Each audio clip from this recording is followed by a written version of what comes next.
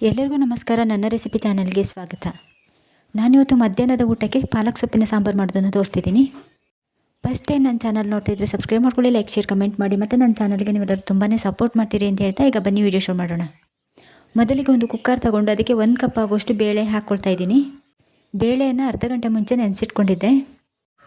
ಬೇಳೆ ಹಾಕ್ಕೊಂಡಾದ ನಂತರ ಟೊಮೊಟೊ ಹಾಕ್ಕೊಳ್ತಿದ್ದೀನಿ. ಹಾಗೆಯೇ ಒಂದು ಈರುಳ್ಳಿಯನ್ನು ಕಟ್ ಮಾಡಿ ಅದನ್ನು ಕೂಡ ಸೇರಿಸ್ಕೊಳ್ತಾ ಇದ್ದೀನಿ. ಹಾಗೆಯೇ 3 ಹಸಿಮೆಣಸಿನಕಾಯಿಯನ್ನು ಕಟ್ ಮಾಡಿ ಹಾಕ್ಕೊಳ್ತಾ ಇದ್ದೀನಿ. 1/4 ಚಮಚ ಅರಿಶಿನ ಪುಡಿ ಮತ್ತು ರುಚಿಗೆ ತಕ್ಕಷ್ಟು ಉಪ್ಪು ಹಾಕ್ಕೊಳ್ತಾ ಇದ್ದೀನಿ. ಹಾಗೆಯೇ ಇದಕ್ಕೆ 1 ಚಮಚ ಆಗುವಷ್ಟು ಅಡುಗೆ ಎಣ್ಣೆ ಸೇರಿಸ್ಕೊಳ್ತಾ ಇದ್ದೀನಿ. ಮತ್ತು ಅರ್ಧ ಚಮಚ ಆಗುವಷ್ಟು ಜೀರಿಗೆ ಹಾಕ್ಕೊಳ್ಳೋಣ. ಇದಿಷ್ಟನ್ನು ಹಾಕ್ಕೊಂಡಾದ ನಂತರ ದೊಡ್ಡ ಕಪ್ಪಲ್ಲಿ 1.5 ಕಪ್ ಆಗುವಷ್ಟು ನಾನು ನೀರು ಸೇರಿಸ್ಕೊಳ್ತಾ ಇದ್ದೀನಿ.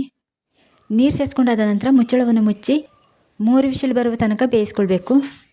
ಇದು ಬೇಯುವಷ್ಟರಲ್ಲಿ ನಾವು ಪಾಲಕ್ ಸೊಪ್ಪನ್ನು ರೆಡಿ ಮಾಡ್ಕೊಳ್ಳೋಣ. ನಾನಿಲ್ಲಿ ಪಾಲಕ್ ಸೊಪ್ಪನ್ನು 1 ಕಟ್ ತಗೊಂಡಿದ್ದೀನಿ. ಪಾಲಕ್ ಸೊಪ್ಪನ್ನು ತಗೊಂಡು ಅದನ್ನು ಚೆನ್ನಾಗಿ ತೊಳೆದು ಕಟ್ ಮಾಡಿ ರೆಡಿ ಮಾಡಿ ಇಟ್ಕೊಂಡಿದ್ದೀನಿ. ನಾನಿಲ್ಲಿ ಸೊಪ್ಪನ್ನು ರೆಡಿ ಮಾಡ್ಕೊಳ್ಳೋಷ್ಟರಲ್ಲಿ ಬೇಳೆ ಕೂಡ ಚೆನ್ನಾಗಿ ಬೆಂದಿದೆ.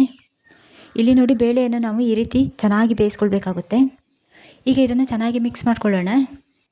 ಟೊಮೊಟೊ ಬೇಳೆ ಎಲ್ಲ ಚೆನ್ನಾಗಿ ಮಿಕ್ಸ್ ಆಗಬೇಕು, ಅಲ್ಲಿವರೆಗೆ ನಾವು ಇದೇ ರೀತಿ ಮಿಕ್ಸ್ ಮಾಡ್ಕೊಳ್ತಾ ಇರಬೇಕು. ಇದನ್ನು ನಾವು ತುಂಬಾ ಸುಲಭವಾಗಿ ಮಾಡ್ಕೊಳ್ಬಹುದು. ತುಂಬಾ ಸಿಂಪಲಾಗಿ ಮಾಡ್ಕೊಳ್ಬಹುದಾದ ಹೆಲ್ತಿಯಾದ ರೆಸಿಪಿ ಅಂತಲೇ ಹೇಳ್ಬೋದು. ಈಗ ಬೇಳೆಯನ್ನು ಮಿಕ್ಸ್ ಮಾಡ್ಕೊಂಡಾದ ನಂತರ ಮೊದಲೇ ಕಟ್ ಮಾಡಿ ರೆಡಿ ಮಾಡಿ ಇಟ್ಕೊಂಡಿದ್ವಲ್ಲ, ಆ ಸೊಪ್ಪನ್ನು ಹಾಕ್ಕೊಳ್ಳೋಣ. ನಾವು ಸೊಪ್ಪಿನ ಸಾಂಬಾರು ಮಾಡ್ಕೊಳ್ಳುವಾಗ ಸೊಪ್ಪನ್ನು ಮೊದಲೇ ತೊಳೆದು ರೆಡಿ ಮಾಡಿ ಇಟ್ಕೊಳ್ಬೇಕು.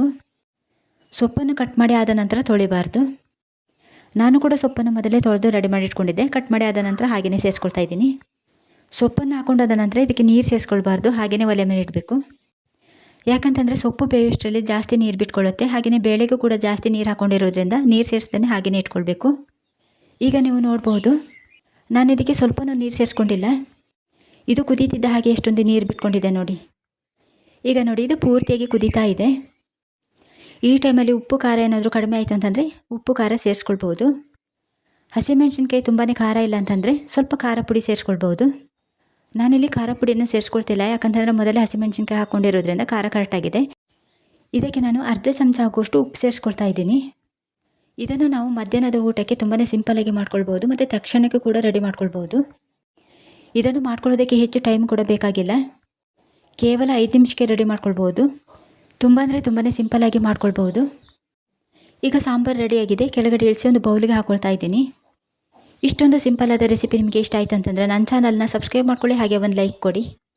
ಜೊತೆಗೆ ನೀವು ಕೂಡ ಮನೆಯಲ್ಲಿ ಒಂದು ಸಲ ಮಾಡ್ಕೊಂಡು ತಿಂದು ನೋಡಿ, ತುಂಬಾ ಟೇಸ್ಟಿಯಾಗಿರುತ್ತೆ. ಇದನ್ನು ಬೌಲಿಗೆ ಹಾಕ್ಕೊಂಡಾದ ನಂತರ ಕೊನೆಯದಾಗಿ ಒಗ್ಗರಣೆ ಹಾಕ್ಕೊಳ್ತಾ ಇದ್ದೀನಿ. ಪಾಲಕ್ ಸೊಪ್ಪಿನ ಸಾಂಬಾರು ರೆಡಿ ಆಯಿತು. ಇಲ್ಲಿಗೆ ಇವತ್ತಿನ ವಿಡಿಯೋ ಮುಗಿಸ್ತಿದ್ದೀನಿ. ನನ್ನ ರೆಸಿಪಿ ನಿಮಗೆ ಇಷ್ಟ ಆಗಿದ್ದರೆ ಸಬ್ಸ್ಕ್ರೈಬ್ ಮಾಡ್ಕೊಳ್ಳಿ, ಲೈಕ್ ಕೊಡಿ. ವಿಡಿಯೋ ಇಷ್ಟ ಆದರೆ ಶೇರ್ ಮಾಡಿ, ಕಮೆಂಟ್ ಮಾಡಿ. ಮುಂದಿನ ಹೊಸ ರೆಸಿಪಿಯೊಂದಿಗೆ ಸಿಗೋಣ. ಎಲ್ಲರಿಗೂ ಬಾಯ್ ಬಾಯ್. ಇಷ್ಟು ಹೊತ್ತು ನನ್ನ ವಿಡಿಯೋ ನೋಡಿದ್ದಕ್ಕೆ ಧನ್ಯವಾದ. Thank you.